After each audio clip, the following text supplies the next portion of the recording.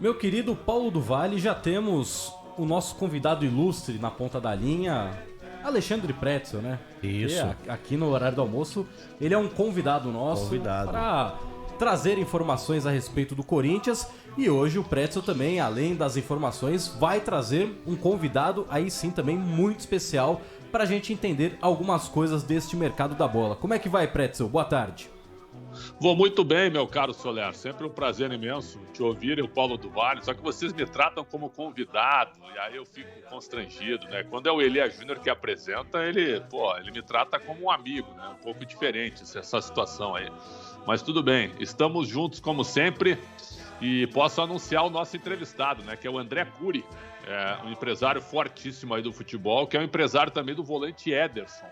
Tudo bem, André? Prazer em ouvi-lo. Obrigado por nos atender. Boa tarde. Tudo bem, boa tarde a todos. Um prazer estar aí com vocês e vamos colaborar aí no que for possível para essa tarde. Perfeito, André. Sempre um prazer ouvi-lo. O André, o Ederson, eu sei que você é um empresário dele, é um jogador que veio do Cruzeiro, aí no Corinthians começou muito bem. Depois, para mim, pelo menos, aí é uma opinião, é claro, particular, foi pouco aproveitado no Corinthians. E aí ele vai para o Fortaleza e faz um campeonato brasileiro espetacular, faz uma temporada maravilhosa. Mas ele pertence ao Corinthians. Você pode nos atualizar a situação desse jogador? Ele fica no Corinthians ou a tendência ou a ideia é ele jogar em outro clube ou até mesmo no Fortaleza, André, por favor? Bom, a gente tem um contrato com o Corinthians, se eu não me engano, até 25. A gente é um ativo jogador do clube. Eu acho que nesse momento, o primeiro ano no Corinthians foi um ano muito turbulento, troca de treinador, era o Thiago, depois entrou o Mancini, e no final do ano o Mancini acabou optando por dispensar o Ederson, também não entendi muito bem, e nós acatamos e fomos buscar um projeto para que ele voltasse a ter minutos e voltasse a ter o nível dele, que ao meu modo de ver é espetacular. E isso se comprovou no Fortaleza, fez a campanha, a classificação histórica no time do Nordeste para Libertadores no pontos corridos e ficou em quarto lugar no campeonato, com uma folha salarial às vezes até 5, 6 vezes menor que a dos clubes grandes do Brasil. E a tendência é não ficar no Corinthians. O Corinthians está com um projeto novo, né? Um projeto que está apostando mais nos jogadores mais veteranos, assim, cascudo, que é o Paulinho, né, Renato Augusto, o Juliano, o William. E acho que aí a tendência do Corinthians não é apostar hoje mais em jovens nesse momento, então a tendência é ele não ficar no Corinthians. Estamos buscando no mercado alguma possibilidade de venda ou de refazer o projeto para tentar uma venda no meio do ano, em julho. Há alguns clubes do Brasil que até querem comprar ele agora, mas aí o valor não agrada a direção do Corinthians.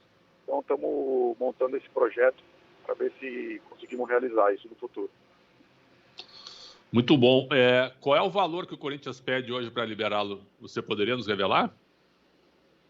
Não tem um valor fixo, assim. A gente entende que o jogador está bem valorizado, ele tem 22 anos, tem um porte físico europeu, e eu acho que é um jogador que pode variar aí a venda dele entre 6 e 10 milhões de euros. Perfeito. A permanência dele no Fortaleza está descartada, pelo menos até o meio do ano, com essa tua ideia de... Não? Não, se não tiver proposta do exterior nesse momento, eu acho que a tendência é fazer mais um ano de empréstimo no próprio Fortaleza, inclusive porque joga Libertadores, ele já é um clube que ele já está adaptado, e aí a gente tentar no decorrer do ano efetivar a venda. Perfeito. Olha, o Soler e PDV, o André Curi está conosco, que é um empresário aí que tem um forte poder e influência dentro do futebol. Eu, particularmente, eu vejo o Ederson hoje muito útil ao Corinthians. Mesmo que o Corinthians tenha aí um meio de campo com o Juliano, com o Paulinho, com o Renato Augusto, o Ederson poderia até jogar de primeiro. Até com o porte físico europeu, que eu concordo com o André também. Então, eu não sei o que vocês pensam, mas essa falta de aproveitamento do Corinthians em relação ao Ederson me surpreende bastante. Concordo com você, Pretzel. Eu vejo o Ederson hoje como um jogador que serve e muito para as principais equipes do futebol brasileiro, né? Ele tem o potencial de jogar como primeiro, segundo volante, porque marca bem, sabe chegar no ataque, finaliza de média e longa distância, como poucos fazem no futebol brasileiro. Tem algumas características, né, até parecidas com o próprio Paulinho, que retornou ao Corinthians, de ser esse volante que entra na área, tem facilidade para finalizar. E, André, em um dos monitores aqui, que a gente está acompanhando no estúdio, estavam passando, né, os melhores momentos do jogo de ontem, o empate entre Newcastle e Manchester United. E, sinceramente, eu estava assistindo ontem ao vivo essa partida e o meio de campo do Newcastle, sinceramente, o Ederson seria titular desse time, porque tem alguns jogadores ali que, no nível de Premier League, deixam a desejar. E a gente sabe que houve, né, o interesse do próprio Newcastle em contar com o jogador. Vocês, além dessa proposta do próprio Newcastle, vocês receberam outras propostas de clubes internacionais antes da janela de inverno europeia, né? A janela de verão ainda no meio do ano de 2021, ou só o Newcastle demonstrou interesse pelo atleta? Bom, no meio do ano, a gente teve sim até tivemos uma oferta oficial do Newcastle e estou de acordo com você também. Para mim, o Ederson é titularíssimo aí, né, no time do Newcastle, com todo respeito aos jogadores que estão aí. E também tivemos outras consultas de outros clubes europeus. E como a janela agora de janeiro é uma janela mais vamos dizer assim, mais fraca, vai ter, e os clubes, por tema da pandemia, todos os clubes da Europa estão muito ajustados financeiramente. Para contratar tem que tirar, aí um mecanismo todo para poder fazer uma operação. Hoje no futebol europeu, por tema de lá é muito rígido o orçamento, o controle do fair play, e enquanto que aqui no Brasil não. Então tem uma série de coisas que tem que casar para hoje um clube europeu poder contratar um jogador.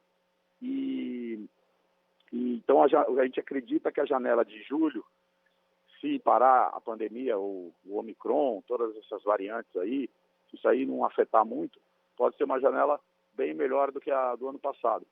Então, estamos esperançosos nisso e estamos montando um projeto para ele continuar tendo os minutos e poder desenvolver o futebol dele. Curi. Ô, André, vai lá, Pedro, vai lá. Só uma questão aqui com o Curi, um abraço para ele, Paulo do Vale falando aqui. Queria que você comentasse também, né, como um empresário, inclusive que já teve aí negociações, inclusive problemas de cobrança na justiça também, sobre essas últimas movimentações do Cruzeiro, Curi, que foi aí adquirido praticamente pelo Ronaldo, né, inclusive agora há pouco anunciou a saída do técnico Vanderlei Luxemburgo. Como que você tem visto essa movimentação do Cruzeiro, essa movimentação de compra do Cruzeiro nesses últimos dias, nessas últimas semanas, Curi? Olha, tudo que é novo, a gente tem que ir seguindo, né, e fiscalizando para saber se isso vai dar certo ou não. Obviamente tem uma proteção aí da lei nova da SAF, que os clubes vão ter um prazo aí para pagar as dívidas sem poder ter nenhuma execução, para tentar refazer a história do clube. Agora, o gestor aí tem que cumprir também com as determinações, que é separar 20% da receita para fazer os pagamentos, e eu acho válido. Agora, se vai dar certo ou não, a gente tem que ir acompanhando dia a dia. Inclusive essa saída, né, do Luxemburgo, ela foi confirmada hoje, né, PDV e Soler, e a gente já tinha falado sobre isso, né, foi um constrangimento terrível para o Luxemburgo, que estava fechado aí com a cúpula, mas com a entrada do Ronaldo ele acabou sendo dispensado na manhã dessa segunda-feira. E o próprio texto, né, Pretzel, que o Cruzeiro divulgou nas redes sociais é bem esquisito, porque fala da não renovação, lacônico. Mas como é que não tem renovação se o contrato é até 2023, né? Não, e assim, um texto lacônico, né? Até tudo bem. Viu? A vida que segue, o mundo... E o problema é que agora, nessas transições, aí o clube, na meu ver, atua de uma maneira desleal com os funcionários, é que ele está aproveitando a inscrição nova na SAF. Então ele fala para os caras, olha, se você quiser, eu vou te mandar embora, você recebe daqui 10 anos. Entendeu? Então, é uma coisa que não foi bem organizada essa transição do Cruzeiro. Eu acho que ela aconteceu repentinamente, porque se fosse organizada, o próprio diretor que estava lá, o Alexandre Matos, que contratou 8, 10 jogadores, também não podia ter sido mandado embora também. Então, inclusive os jogadores que estão lá, não sei qual vai ser o futuro deles. Então, acho que tem que ter coisas novas do futebol, mas tem que ter organização, né? Aqui, como tudo no Brasil, continua desorganizado. Não, tu tem toda a razão. Eu acho até que o Cruzeiro, depois dessa transição, que ela está meio conturbada, eu achava que o Cruzeiro seria forte na Série B. Hoje eu já não sei tanto assim. Com a presença do Grêmio, do Bahia também, já não sei se o Cruzeiro entra como forte candidato ao acesso. Mas, André, te aproveitando, também cara... Eu questionei, só para terminar, questionei o senador Portinho, que foi o autor da lei, foi o que lutou pela lei da SAF em Brasília, que eu falei, Portinho, você arrumou aqui a SAF, mas você não fez um simples movimento que é dos presidentes dos clubes atuais ter responsabilidade sobre o orçamento. Então é muito fácil você dirigir um clube. Você vai lá, deixa um monte de dívida, vai embora para casa, vai tomar suco lá no teu clube. Ah, olha, eu ganhei não sei o quê, mas ganhou o quê? Eu tenho que cumprir o orçamento. Os caras não cumprem o orçamento. Nenhum clube do Brasil cumpre o orçamento. E pela SAF terá que cumprir o orçamento. Aí é que entra a grande questão que a gente vai ver. O André, você empresaria...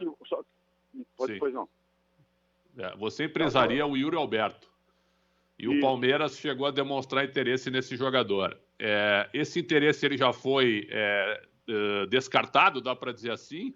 Ou o Yuri Alberto pode deixar o Internacional agora no início da temporada? Olha, o futebol, a gente muda do dia para a noite, né? Houve o interesse do Palmeiras, sim. O presidente do Internacional, Barcelos, não se sentia confortável em fazer uma operação dentro do Brasil. Eu entendo ele e respeitamos. E estamos aí, a apresentação no Inter agora se eu não me engano, é dia 10. E o Yuri vai fazer uma grande temporada esse ano, se ele estiver aqui ou onde ele estiver. Perfeito. O PDV e o Soler, a gente tem que aproveitar um pouquinho o André, porque ele tem ligação com todos os clubes do Brasil, ele é parceiro do Barcelona também. O André, me diz uma coisa, o São Paulo te deve dinheiro, o Corinthians te deve, todos te devem? Como é que fica essa situação? Você está fazendo alguma negociação com o Corinthians, com o São Paulo? Você pode nos revelar? O Santos te deve? Todo mundo te deve, André? Olha, na questão, todo mundo deve. O futebol brasileiro, por essa desorganização, vem passando um momento muito difícil. E aí o último a receber sempre é o agente, né? Recebe o jogador, recebe o outro clube, e a gente vai... Você não vai poder parar de trabalhar, entendeu? Você tem o quê no Brasil? Você tem 8, 10, 12 clientes em potenciais. E você continua com a relação e vai tentando fazer um acordo ali, outro aqui, vende um jogador, recebe um pouco do dinheiro e assim vamos trabalhando. E André, você com a sua grande experiência, né, de ter essas relações, ser um empresário muito bem conceituado no meio do futebol, como que você também conversa com os atletas, né? A gente acabou de falar do Yuri Alberto, falamos do Ederson, jogadores que despertam o interesse de clubes internacionais. Como que você conversa com eles, né? Desses jogadores, quem tem a possibilidade, quem consegue tirar um passaporte europeu, como que você vê que isso pode facilitar também, né? Para que algum atleta tenha essa entrada no futebol europeu já tendo um passaporte, né? Que aí ele poderia entrar como um jogador nativo da União Europeia e não como estrangeiro, né? Olha, a gente procura sempre auxiliar nossos jogadores em todos os sentidos, na parte jurídica, na parte de marketing, na parte também de documentação, que os facilita para poder entrar nos mercados, que hoje a globalização ela não é tão aberta assim. Existem regras, por exemplo, na Inglaterra, na Itália, na Espanha, e obviamente quando você tem um documento europeu, você se torna um cidadão da região, você tem um livre acesso. A gente tem alguns clientes que já têm o passaporte, que é o caso do Bruno Gomes, acabamos de tirar, o Yuri Alberto também acabamos de tirar, Léo Ortiz, do Bragantino, o Igor Rabelo, do Atlético Mineiro, são alguns clientes nossos que já têm o passaporte europeu, o Igor Lisiero, de São Paulo, e eles já têm os passaportes e estão prontos aí para caso o mercado reaqueça, né? E a gente consiga prospectar algo bom para eles e para o clube deles. Você falou no Lisieiro aí, o São Paulo está contratando alguém ligado a você, André? Não, eles fizeram consulta pelo David, pelo Romarinho, pelo próprio Ederson, pelo Benevenuto, mas não andou nada para frente. E o Santos? O Santos fez consulta por algum jogador nosso também, que eu não sei agora, mas também no momento está parado. O mercado está muito parado, né? O mercado está muito parado, como eu nunca vi. Há 30 anos que eu nunca vi um dezembro tão fraco assim, com tão pouco movimento. Que aí fica aquela história. Quando não tem dinheiro, você tem que trocar. Aí quando vai trocar, a cultura do brasileiro é que todo mundo que troca está levando desvantagem. Então, fica tudo travado, né? O cara, em vez de trocar um jogador pelo outro, fica, não, mas se ele trocar, se o outro fizer gol, aí não adianta, não vai sair nada. O escambo é isso, é troca. Você dá um jogador, pega outro. E também, às vezes, os empresários dos jogadores, por ter poucos jogadores, dificultam isso e pedindo coisas que não cabem nesse momento. Nesse momento, o futebol brasileiro está sem dinheiro, não cabe pedir luva, não cabe pedir comissão alta, não cabe nada disso. Tem que ajudar nesse momento. Então, da nossa parte aqui, vai sempre acontecer. Agora, por esses outros motivos, eu acho que o mercado está bem travado. Só para fechar, Soler, estou terminando, desculpa invadir muito espaço do programa, mas Imagina, se o Ederson você não tem ficar... prioridade. Se o Ederson ficar no Brasil, então ele fica no Fortaleza. Isso é ponto pacífico e confirmado, André. Se o Ederson ficar no Brasil, a tendência é ficar no Fortaleza. Perfeito. Te agradeço demais pela entrevista, viu? Muito obrigado pela atenção. E é sempre um prazer entrar em contato contigo. Um feliz ano novo para você. Saúde e paz. Tá, vou deixar um abraço para vocês. Feliz ano novo para todos. Eu vou ter que desligar porque eu vou entrar num avião aqui. Abraço.